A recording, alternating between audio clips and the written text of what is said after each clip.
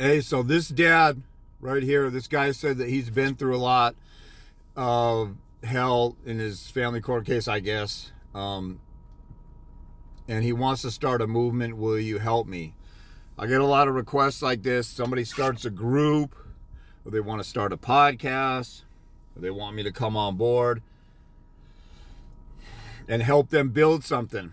And, to that, I kind of said this to this guy, but I've already put in 24 years of this stuff. So,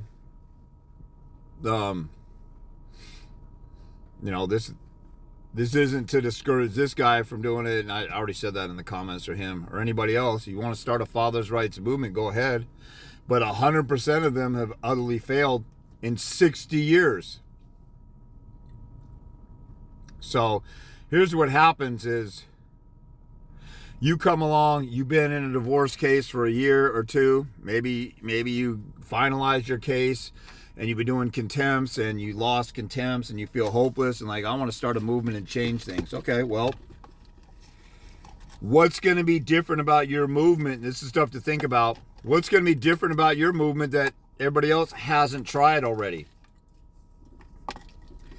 And a lot of you won't know that because you haven't really researched or looked into it. You're just being emotional right now and you want to start a movement, or you want revenge on the system. And so you're being emotional right now, and for good reason. Court system is corrupt and crazy, but just think about any other movement. Just think about,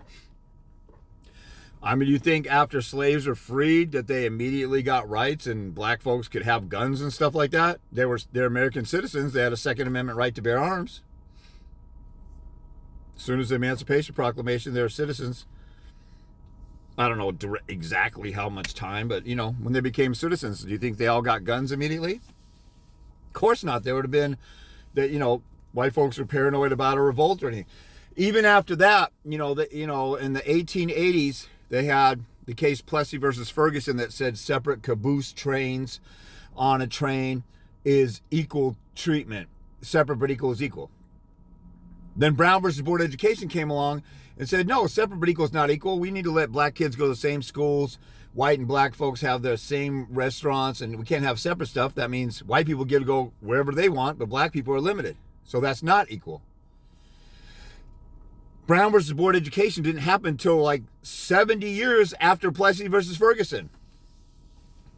So some of you guys think, you're mad, this sucks, I'm going to fix it, so let me go out and fix it. And then you hit a wall. And that wall is the entire system nationwide and in Canada and Europe and Australia.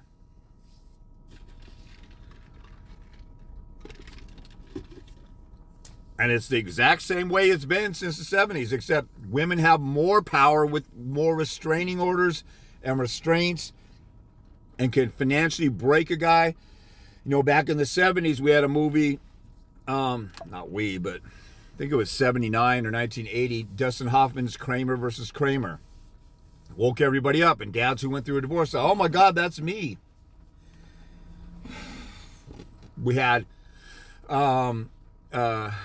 Richard Gardner come out with Parent Alienation in the 80s. Didn't really catch national attention until the late 90s, early 2000s. Then feminism came with the backlash and pretty much squashed that and called it junk science. And dads were getting a bunch of custody based on parent alienation, and then it backfired. Now it's still considered junk science in some circles. I just saw in New Zealand they think it's bogus, even though in New York there's case law that says parent alienation is so bad for a kid that the alienating parent isn't fit to have custody. See, I have resources like that for you guys out there that almost every one of you could need. And less than 1% of you actually look at that stuff on your own or dig or study and grasp it. Even people I've had consults with, I give them assignments and stuff, and they come back and I'm like, did you grab this? No. Did you learn that? No. Did you understand that? No. And it's okay to come back and say, I looked at this and I don't understand it, but if you didn't even try,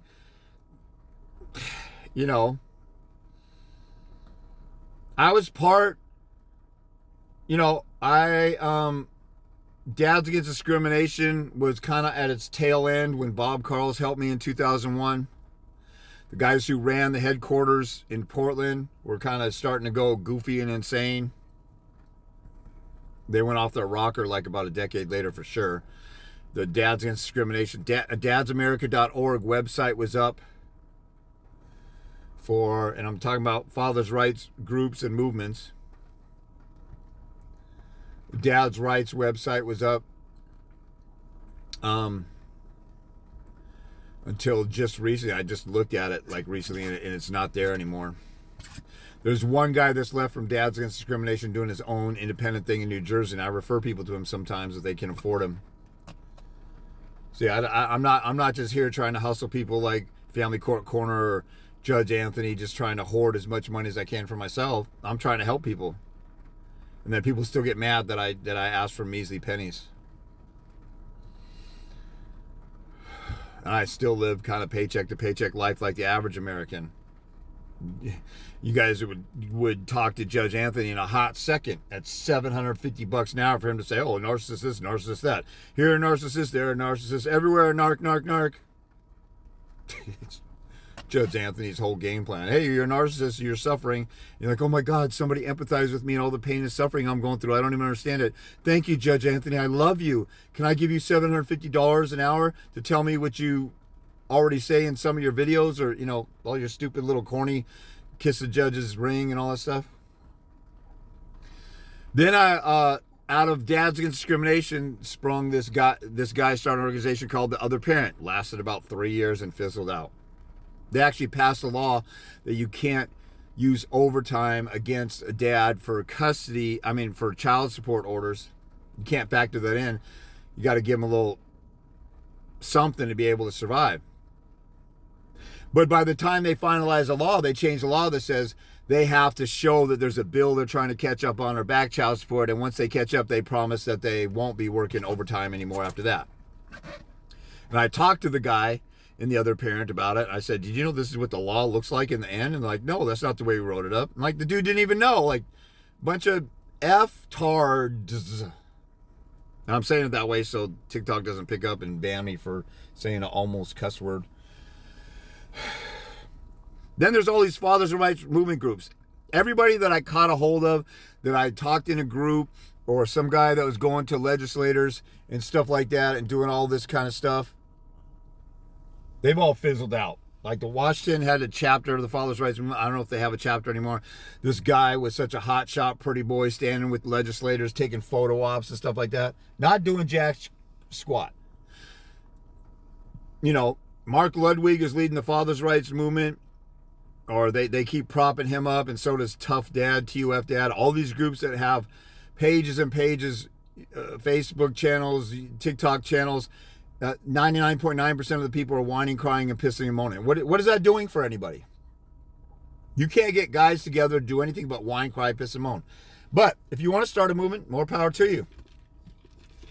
Do you guys know what you need to change the system? I've done a video on it. It's not pass different laws, because we already got good laws. Best interest of the child. If a parent alienates, psychologically abuses a kid, physically abuses a kid, if they have drug or alcohol issues, they can't be having custody. Those are factors the court has to consider. Why aren't more men getting custody then? Because the courts ignore the law. And you think the problem being judges are ignoring the law, all you got to do is pass some more laws and the judges will follow laws. The judges are ignoring the laws or ignoring the evidence. Just like white folks ignored the evidence and ignored the law and ignored a black man's Jim Crow or due process rights in a Jim Crow South criminal trial. Doesn't matter what the laws are. If you have a corrupt people in charge of a court hearing, you're not going to get justice that day. People need to wake the frick up on this stuff. But, if you have a movement and you get going and you want me to be a speaker or something and talk about stuff that you're not maybe fully educated on or don't fully understand, I'll come on board, but I'm not building anything with anybody. I've already done my building and wasted a decade with fathers' rights groups, and they all fizzled out because they're all a bunch of PABs. Punk A, something that almost sounds like beaches. So, more power to you if you want to do that. I just can't I'll come on board.